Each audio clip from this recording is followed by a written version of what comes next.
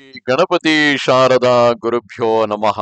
ವಸುದೇವ ಸುತಂ ದೇವಂ ಕಂಸಚಾಣೂರಮರ್ದನಂ ದೇವಕಿ ಪರಮಾನಂದಂ ಕೃಷ್ಣಂ ವಂದೇ ಜಗದ್ಗುರು. ಶ್ರೋತೃಗಳಿಗೆ ಶ್ರೀ ಅಳಸಿಂಗರಾಚಾರ್ಯ ವಿರಚಿತ ಶ್ರೀ ವ್ಯಾಸ ಮಹರ್ಷಿ ಪ್ರಣೀತ ಶ್ರೀಮದ್ ಭಾಗವತದ ದಶಮ ಸ್ಕಂದದಲ್ಲಿ ರುಕ್ಮಿಣಿ ಕಲ್ಯಾಣ ವೃತ್ತಾಂತವು ಎಂಬ 52ನೆಯ ಅಧ್ಯಾಯಕ್ಕೆ ಸ್ವಾಗತ. ಹೀಗೆ ಕೃಷ್ಣನಿಂದ ಅನುಗ್ರಹಿಸಲ್ಪಟ್ಟ ಮುಚುಕುಂದನು ಸಂತೋಷದಿಂದ ಅವನಿಗೆ ಪ್ರದಕ್ಷಿಣ ನಮಸ್ಕಾರಗಳನ್ನು ಮಾಡಿ ತಾನು ಬಹುಕಾಲದಿಂದ ಮಲಗಿದ್ದ ಗುಹೆಯನ್ನು ಬಿಟ್ಟು ಹೊರಟನು. ಹೊರಗೆ ಬಂದು ಪ್ರಪಂಚದ ಸ್ಥಿತಿಯನ್ನು ನೋಡಿದಾಗ ಆಗಿದ್ದ ಮನುಷ್ಯ ವರ್ಗವು ಪಶು ಪಕ್ಷಿ ಮೃಗಾದಿಗಳು ಗಿಡ ಬಳ್ಳಿಗಳು ತಾನು ಹಿಂದೆ ನೋಡಿದಂತಿಲ್ಲದೆ ಬಹಳ ಕೃಶವಾಗಿ ಅಲ್ಪ ಪ್ರಮಾಣದಿಂದಿರುವುದನ್ನು ಕಂಡು ಭೂಲೋಕದಲ್ಲಿ ಕಲಿಯುಗವು ತಲೆ ಎತ್ತಿದೆ ಎಂದು ತಿಳಿದು ಅಲ್ಲಿ ನಿಲ್ಲದೆ ಉತ್ತರಾಭಿಮುಖವಾಗಿ ಹೊರಟನು. ತಪಸ್ಸಿನಲ್ಲಿ ದೃಢ ಮನಸ್ಸುಳ್ಳವನಾಗಿ ಇಂದ್ರಿಯಗಳನ್ನು ಜಯಿಸಿ ಮನಸ್ಸಿನಲ್ಲಿರುವ ಕಲ್ಮಶಗಳನ್ನು ನೀಗಿ ಉಪಸಿದ್ಧಿಯ ವಿಷಯದಲ್ಲಿ ತನಗಿದ್ದ ಸಂದೇಹವನ್ನು ಬಿಟ್ಟು ಕೃಷ್ಣನಲ್ಲಿಯೇ ನಟ್ಟ ಮನಸ್ಸುಳ್ಳವನಾಗಿ ಗಂಧಮಾದನ ಪರ್ವತವನ್ನು ಪ್ರವೇಶಿಸಿದನು. ಅಲ್ಲಿ ನರನಾರಾಯಣರ ಸಾನ್ನಿಧ್ಯವುಳ್ಳ ಬದರಿಕಾಶ್ರಮವನ್ನು ಸೇರಿ ಸುಖ ದುಃಖಾದಿ ದ್ವಂದ್ವಗಳನ್ನು ಜಯಿಸಿ ತಪಸ್ಸಿನಿಂದ ಶ್ರೀ ವಿಷ್ಣುವನ್ನು ಆರಾಧಿಸುತ್ತಿದ್ದನು. ಇತ್ತಲಾಗಿ ಶ್ರೀಕೃಷ್ಣನು ಕೂಡ ಮುಚುಕುಂದನನ್ನು ಅನುಗ್ರಹಿಸಿದ ಮೇಲೆ ಮಧುರಾಪುರಿಗೆ ಬಂದನು. ಇಷ್ಟರಲ್ಲಿ ಮಧುರೆಗೆಲ್ಲವೂ ಮ್ಲೇಚ್ಛ ಸೈನ್ಯದಿಂದ ಆಕ್ರಮಿಸಲ್ಪಟ್ಟಿದ್ದಿತು. ಆ ಮ್ಲೇಚ್ಛ ಸೈನ್ಯವೆಲ್ಲವನ್ನು ಕೊಂದು ಅವರು ಸಂಗ್ರಹಿಸಿಟ್ಟಿದ್ದ ದ್ರವ್ಯಗಳೆಲ್ಲವನ್ನು ಅಲ್ಲಿಂದ ದ್ವಾರಕೆಗೆ ಸಾಗಿಸುತ್ತಿದ್ದನು. ಹೀಗೆ ಕೃಷ್ಣನು ಎತ್ತುಗಳ ಮೇಲೆಯೂ ಮನುಷ್ಯರ ಮೇಲೆಯೂ ದ್ರವ್ಯ ರಾಶಿಯನ್ನು ಸಾಗಿಸುತ್ತಿರುವಷ್ಟರಲ್ಲಿ ಜರಾಸಂಧನು 18ನೆಯ ಸಾರಿಯು ಯುದ್ಧಕ್ಕಾಗಿ 23 ಅಕ್ಷೋಹಿಣಿ ಸೈನ್ಯಗಳೊಡನೆ ಬಂದು ಎದುರಿಸಿದನು. ಹೀಗೆ ಜರಾಸಂಧನು ಅತ್ಯಾಕ್ರೋಶದಿಂದ ಮೊದಲಿಗಿಂತಲೂ ಪ್ರಬಲವಾದ ದೊಡ್ಡ ಸೈನ್ಯದೊಡನೆ ಬರುತ್ತಿರುವುದನ್ನು ನೋಡಿ ರಾಮ ಕೃಷ್ಣರಿಬ್ಬರು ತಾವು ಶಕ್ತರಾಗಿದ್ದರೂ ಮನುಷ್ಯ ಲೀಲೆಯನ್ನು ತೋರಿಸುವುದಕ್ಕಾಗಿ ಅವನಿಗೆ ಭಯಪಟ್ಟಂತೆ ನಟಿಸಿ ತಾವು ಸಾಗಿಸುತ್ತಿದ್ದ ದ್ರವ್ಯ ರಾಶಿ ಎಲ್ಲವನ್ನು ಅಲ್ಲಲ್ಲಿಯೇ ಬಿಸುಟು ಕಾಲ್ನಡೆಯಿಂದಲೇ ಬಹುಯೋಜನಗಳವರೆಗೆ ಪಲಾಯನ ಮಾಡಿದರು. ಮೂಢನಾದ ಜರಾಸಂಧನಾದರೂ ಅವರ ನಿಜ ಸ್ಥಿತಿಯನ್ನು ತಿಳಿಯದೆ ನಿಜವಾಗಿ ಅವರು ತನಗೆ ಭಯಪಟ್ಟು ಪಲಾಯನ ಮಾಡುವರೆಂದೇ ನಿಶ್ಚಯಿಸಿ ಅವರನ್ನು ಹಾಸ್ಯ ಮಾಡಿ ನಗುತ್ತಾ ಸೇನಾ ಸಹಿತನಾಗಿ ಅವರನ್ನು ಬಹುದೂರದವರೆಗೆ ಬೆನ್ನಟ್ಟಿ ಹೋದನು. ರಾಮ ಕೃಷ್ಣರು ಕೂಡ ಬಹುದೂರದವರೆಗೆ ಅಲೆದು ಆಯಾಸಪಟ್ಟಂತೆ ನಟಿಸುತ್ತಾ ಪ್ರವರ್ಷವೆಂಬ ಒಂದಾನೊಂದು ಬೆಟ್ಟವನ್ನು ಹತ್ತಿದರು. ರಾಜೇಂದ್ರ, ಆ ಪರ್ವತದ ಮೇಲೆ ಪರ್ಜನ್ಯ ದೇವನು ಯಾವಾಗಲೂ ಮಳೆಯನ್ನು ಕರೆಯುತ್ತಿರುವುದರಿಂದ ಅದು ಯಾವಾಗಲೂ ಸಸ್ಯ ಸಮೃದ್ಧವಾಗಿರುವುದು.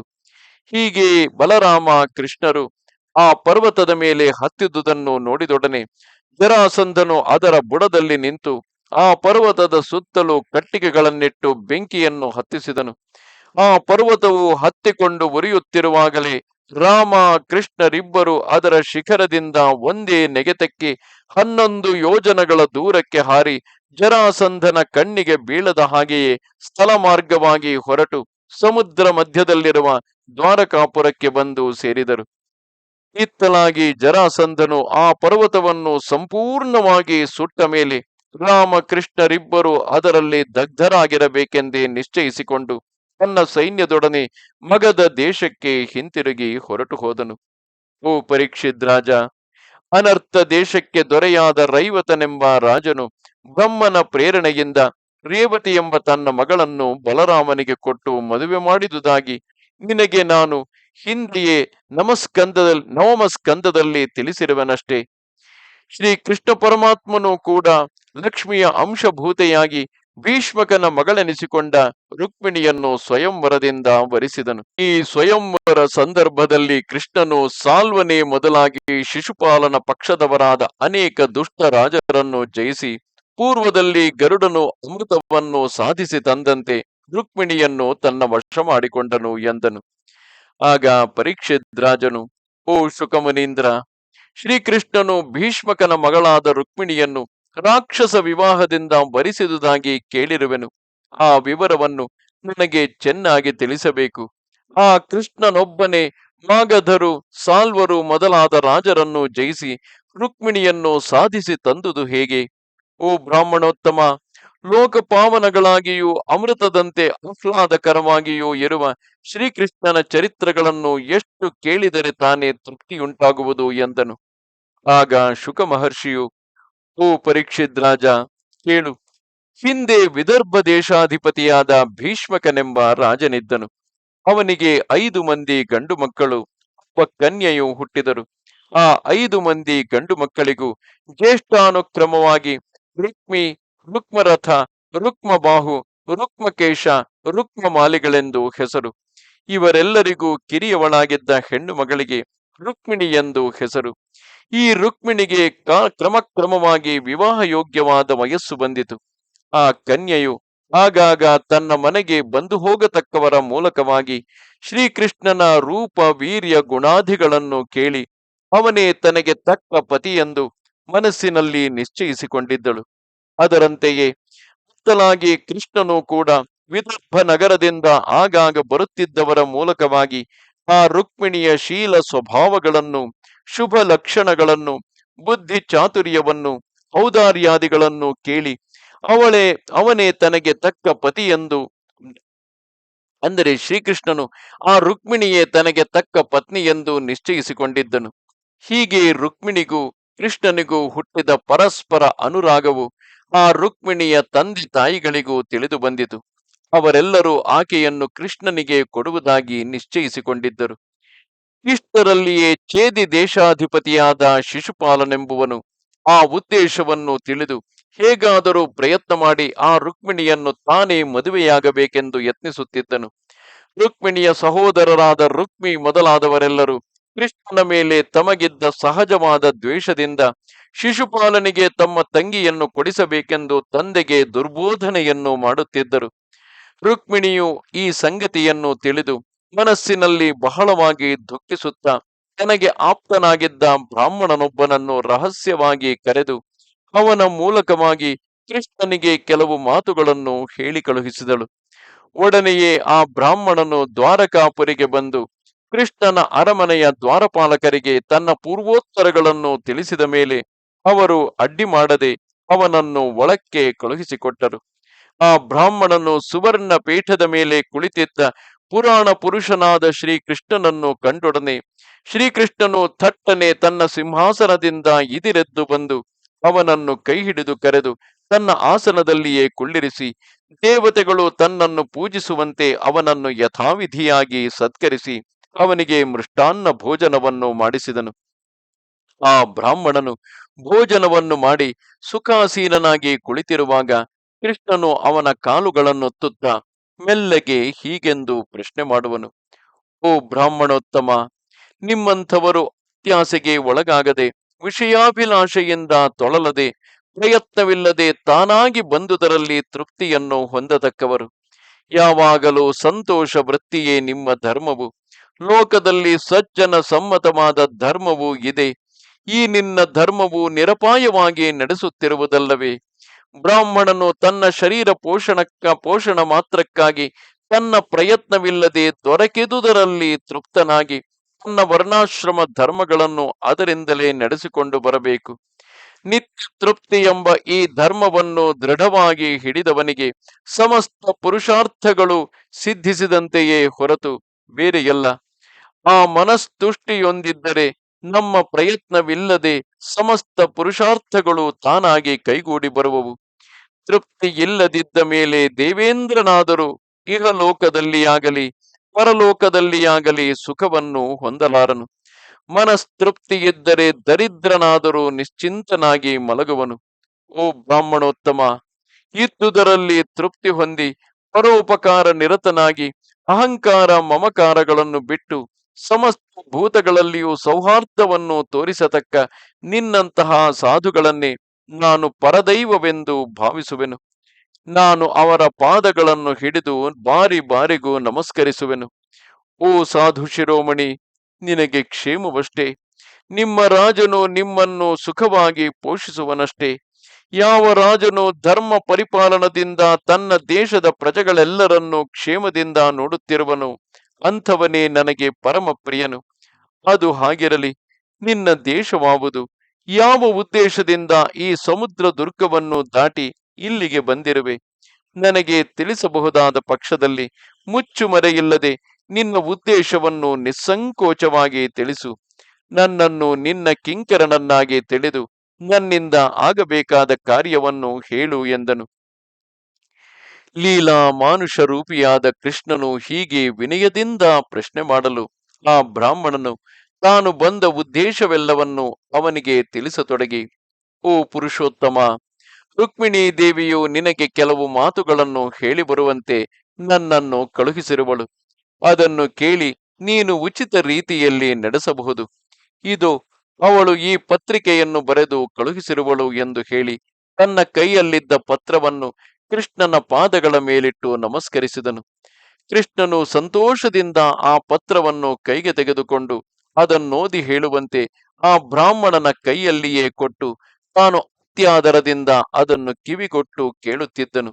ಆಗ ಬ್ರಾಹ್ಮಣನು ಆ ಪತ್ರವನ್ನು ಹೀಗೆಂದು ವಾಚಿಸುವನು. ಹೂ ಲೋಕಸುಂದರ, ನಿನ್ನ ಗುಣಗಳು ಆದರದಿಂದ ಕೇಳತಕ್ಕವರ ಕರ್ಣರಂಧ್ರಗಳ ಮೂಲಕವಾಗಿ ಹೃದಯದಲ್ಲಿ ಪ್ರವೇಶಿಸಿ ಅವರ ಆಧ್ಯಾತ್ಮಿಕಾದಿ ತಾಪಗಳೆಲ್ಲವನ್ನು ಪರಿಹರಿಸುವುದು. ಅಂತಹ ನಿನ್ನ ಸುಗುಣಗಳನ್ನು ನೋಡತಕ್ಕವರ ಕಣ್ಣುಗಳಿಗೆ ಸರ್ವಾರ್ಥಪ್ರದವಾದ ನಿನ್ನ ರೂಪ ಸಂಪತ್ತಿಯನ್ನು ಕೇಳಿ ನನ್ನ ಮನಸ್ಸು ನಾಚಿಕೆಯಿಲ್ಲದೆ ನಿನ್ನನ್ನು ಬಯಸುತ್ತಿರುವುದು. ಓ ಪುರುಷೋತ್ತಮ, ಲೋಕಾತಿಶಯವಾದ ನಿನ್ನ ಮಹಿಮೆಯಲ್ಲಿ ಯಾವ ವಿಷಯದಲ್ಲಿಯೂ ನಿನಗೆ ಅನುರೂಪಳಲ್ಲದ ನಾನೆಲ್ಲಿ? ಹಾಗಿದ್ದರೂ ನಿನ್ನ ಗುಣಶ್ರವಣವು ನನ್ನ ಮನಸ್ಸನ್ನು ಆಕರ್ಷಿಸಿ ಬಿಟ್ಟಿರುವುದು. ಕುಲಕನ್ಯೆಯರಿಗೆ ಇಷ್ಟು ಧೈರ್ಯವೇ ಎಂದು ನೀನು ಆಕ್ಷೇಪಿಸಬಾರದು. ಓ ಮುಕುಂದ, ಕುಲ, ರೂಪ, ಶೀಲ, ವಿದ್ಯೆ, ವಯಸ್ಸು, ಸಂಪತ್ತು ಮುಂತಾದ ಸಮಸ್ತ ವಿಷಯಗಳಲ್ಲಿಯೂ ನಿನಗೆ ನೀನೇ ಸಾಟಿಯೇ ಹೊರತು ಮತ್ತೊಬ್ಬರು ನಿನಗೆ ಸಮಾನರಲ್ಲ. ಓ ಪುರುಷ ಸಿಂಹ, ಸರ್ವಲೋಕ ಮನೋಹರನಾದ ಆ ನಿನ್ನ ವಿಷಯವನ್ನು ಕೇಳಿದ ಮೇಲೆ ಎಷ್ಟೇ ಗುಣವತಿಯಾಗಿದ್ದರೂ, ಎಷ್ಟೇ ದೊಡ್ಡ ಕುಲದಲ್ಲಿ ಹುಟ್ಟಿದವಳಾಗಿದ್ದರೂ ನಿನ್ನನ್ನು ಬಯಸದೆ ಬಿಡಲಾರಳು. ಹೀಗಿರುವಾಗ ನಾನು ಎಷ್ಟು ಮಾತ್ರದವಳು? ಇದು ನನ್ನ ತಪ್ಪಲ್ಲ. ಓ ವಿಭು, ನಾನು ನಿನ್ನನ್ನೇ ಪತಿಯನ್ನಾಗಿ ವರಿಸಿರುವೆನು. ನನ್ನ ಆತ್ಮವನ್ನೇ ನಿನಗೆ ಅರ್ಪಿಸಿರುವೆನು. ಕೃಷ್ಣ, ಈಗ ನೀನಾಗಿಯೇ ಬಂದು ನನ್ನನ್ನು ಕೈ ಹಿಡಿಯಬೇಕು. ಹಾಗಿಲ್ಲದೆ ನೀನು ವಿಳಂಬ ಮಾಡಿದ ಪಕ್ಷದಲ್ಲಿ ಸಿಂಹಕ್ಕೆ ಸೇರಬೇಕಾದ ಭಾಗವನ್ನು ನರಿಯು ಅಪಹರಿಸಿಕೊಂಡು ಹೋಗುವಂತೆ ನಿನ್ನ ಕೈಗೆ ಸೇರಬೇಕಾದ ನನ್ನನ್ನು ನೀಚನಾದ ಶಿಶುಪಾಲನು ಬಂದು ಮುಟ್ಟಿಬಿಡುವನು. ಪೂರ್ವದಲ್ಲಿ ನಾನು ವಾಪಿ, ಕೂಪ, ತಟಾಕ, ಸತ್ರಾದಿ ಧರ್ಮ ಕಾರ್ಯಗಳನ್ನು ಮಾಡಿದವಳಾಗಿದ್ದರೆ, ಏನಾದರೂ ಯಾಗಾದಿ ಕರ್ಮಗಳನ್ನು ನಡೆಸಿದ್ದರೆ, ಸತ್ಪಾತ್ರಗಳಲ್ಲಿ ದಾನವನ್ನು ಮಾಡಿದ್ದರೆ, ತೀರ್ಥ ಸ್ನಾನಾದಿ ನಿಯಮಗಳನ್ನು ನಡೆಸಿದ್ದರೆ, ಕಚ್ರಾದಿ ವ್ರತಗಳನ್ನು ಅನುಷ್ಠಿಸಿದ್ದರೆ, ದೇವ ಬ್ರಾಹ್ಮಣರನ್ನು ಗುರುಗಳನ್ನು ಪೂಜಿಸಿದ್ದರೆ, ಇತರ ಭೂತಗಳಿಗೆ ಹಿತವನ್ನು ಉಂಟು ಮಾಡಿದ್ದರೆ, ಇವುಗಳಿಂದ ಭಗವಂತನು ಸಂತುಷ್ಟನಾಗಿ ನೀನೇ ಬಂದು ನನ್ನ ಕೈಯನ್ನು ಹಿಡಿಯುವಂತೆ ಅನುಗ್ರಹಿಸಲಿ. ಶಿಶುಪಾಲನಾಗಲಿ ಬೇರೊಬ್ಬರಾಗಲಿ ನನ್ನನ್ನು ಬಂದು ಮುಟ್ಟದಂತೆ ಆ ಪುಣ್ಯವು ನನ್ನನ್ನು ಕಾಪಾಡಲಿ. ಕೃಷ್ಣ, ಈಗಲೂ ಕಾರ್ಯವು ಮಿಂಚಿ ಹೋಯಿತೆಂದು ತಿಳಿಯಬೇಡ. ನನ್ನ ಬಂಧುಗಳು ನನ್ನನ್ನು ಶಿಶುಪಾಲನೆಗೆ ಕೊಡುವುದಾಗಿಯೇ ನಿಶ್ಚಯಿಸಿದ್ದರು. ಆ ಕಾರ್ಯವು ನಾಳೆ ನಡೆಯಬೇಕಾಗಿರುವುದು. ಅಷ್ಟರೊಳಗಾಗಿ ನೀನು ನಿನ್ನ ಸೇನಾ ಬಲದೊಡನೆ ಇಲ್ಲಿಗೆ ರಹಸ್ಯವಾಗಿ ಬಂದು ನಿನ್ನ ಪರಾಕ್ರಮವನ್ನೇ ಕನ್ಯಾ ಶುಲ್ಕವನ್ನಾಗಿಟ್ಟು ರಾಕ್ಷಸ ವಿವಾಹ ವಿಧಿಯಿಂದ ನನ್ನನ್ನು ಕರೆದುಕೊಂಡು ಹೋಗಿ ಇದೇ ನೆವದಲ್ಲಿ ಆ ಶಿಶುಪಾಲಾದಿಗಳ ಬಲವನ್ನು ಮುರಿಯಬಹುದು. ಅಂತಃಪುರದಲ್ಲಿ ಬಂಧುಗಳ ನಡುವೆ ಇರುವ ನಿನ್ನನ್ನು ಸಾಗಿಸಬೇಕಾದರೆ ನಿನ್ನ ತಂದೆ ತಾಯಿಗಳೊಡನೆಯೇ ನಾನು ಮೊದಲು ಯುದ್ಧಕ್ಕೆ ನಿಲ್ಲಬೇಕಾಗುವುದಲ್ಲವೇ ಎಂದು ನೀನು ಶಂಕಿಸಬೇಡ. ಅದಕ್ಕೆ ತಕ್ಕ ಉಪಾಯವನ್ನು ತಿಳಿಸುವೆನು. ವಿವಾಹಕ್ಕೆ ಮೊದಲು ದಿನದಲ್ಲಿ ಮದುವಣಗಿತ್ತಿಯನ್ನು ಕುಲದೇವತಾ ಸಾನ್ನಿಧ್ಯಕ್ಕೆ ಪೂಜಾರ್ಥವಾಗಿ ಕರೆದುಕೊಂಡು ಹೋಗುವುದು ನಮ್ಮಲ್ಲಿ ಪೂರ್ವಾಚಾರದಿಂದ ಬಂದ ಪದ್ಧತಿಯಾಗಿರುವುದು. ಅದಕ್ಕಾಗಿ ನಾನು ನಮ್ಮ ಪಟ್ಟಣದ ಹೊರಗಿರುವ ಅಂಬಿಕಾದೇವಿಯ ದರ್ಶನಕ್ಕಾಗಿ ಹೊರಡುವೆನು. ಆ ಅಂಬಿಕಾಲಯದಿಂದಲೇ ನೀನು ನನ್ನನ್ನು ಸುಲಭವಾಗಿ ಕರೆದುಕೊಂಡು ಹೋಗಬಹುದು. ಕೃಷ್ಣ, ಇನ್ನು ಹೆಚ್ಚು ಮಾತಿನಿಂದೇನು? ಪರಮೇಶ್ವರನಾದ ರುದ್ರನು ಮೊದಲುಗೊಂಡು ಮಹಾತ್ಮರೆಲ್ಲರೂ ತಮ್ಮ ಅಜ್ಞಾನ ನಿವೃತ್ತಿಗಾಗಿ ಯಾವನ ಪಾದ ಧೂಳಿಯನ್ನು ಶಿರಸ ಧಾರಣ ಮಾಡಬೇಕೆಂದು ಬಯಸುವರು ಅಂತಹ ಮಹಾಮಹಿಮೆಯುಳ್ಳ ನೀನು ಈ ವಿಷಯದಲ್ಲಿ ನನ್ನನ್ನು ಅನುಗ್ರಹಿಸದಿದ್ದರೆ ನಾನು ಉಪವಾಸಾದಿ ವ್ರತಗಳಿಂದ ಈ ದೇಹವನ್ನು ದಂಡಿಸಿ ಪ್ರಾಣತ್ಯಾಗವನ್ನು ಮಾಡುವುದೇ ನಿಜವು. ಹಾಗೆಯೇ ನೂರಾರು ಜನ್ಮಗಳನ್ನು ಎತ್ತಿದ ಮೇಲೆಯಾದರೂ ನಿನ್ನನ್ನೇ ಮದುವೆಯಾಗುವೆನು. ಮೇಲೆ ಹೇಳಿದ ಈ ಲೇಖನವನ್ನು ಓದಿದ ಮೇಲೆ ಆ ಬ್ರಾಹ್ಮಣನು ಕೃಷ್ಣನನ್ನು ಕುರಿತು, ಓ ಯದುನಾಥ, ರುಕ್ಮಿಣಿಯು ನಿನಗೆ ರಹಸ್ಯವಾಗಿ ಹೇಳಿ ಕಳುಹಿಸಿರುವ ಮಾತುಗಳು ಇಷ್ಟೇ. ಇವುಗಳನ್ನು ನಿನಗೆ ತಿಳಿಸಿರುವೆನು. ಮುಂದೆ ನಡೆಸಬೇಕಾದ ಕಾರ್ಯವೇನೆಂಬುದನ್ನು ನೀನೇ ಯೋಚಿಸಬೇಕು. ಆದರೆ ನಡೆಸಬೇಕಾದ ಕಾರ್ಯವನ್ನು ವಿಳಂಬವಿಲ್ಲದೆ ತ್ವರೆಯಿಂದ ನಡೆಸಬೇಕು ಎಂದನು. ಇದು 52ನೆಯ ಅಧ್ಯಾಯವು. ನಮಸ್ತೆ ಶಾರದೆ ದೇವಿ ಕಾಶ್ಮೀರ ಪುರವಾಸಿನಿ ತ್ವಾಮಹಂ ಪ್ರಾರ್ಥಯೇ ನಿತ್ಯಂ ವಿದ್ಯಾದಾನಂಚ ದೇಹಿಮೆ. ನಮಸ್ಕಾರ.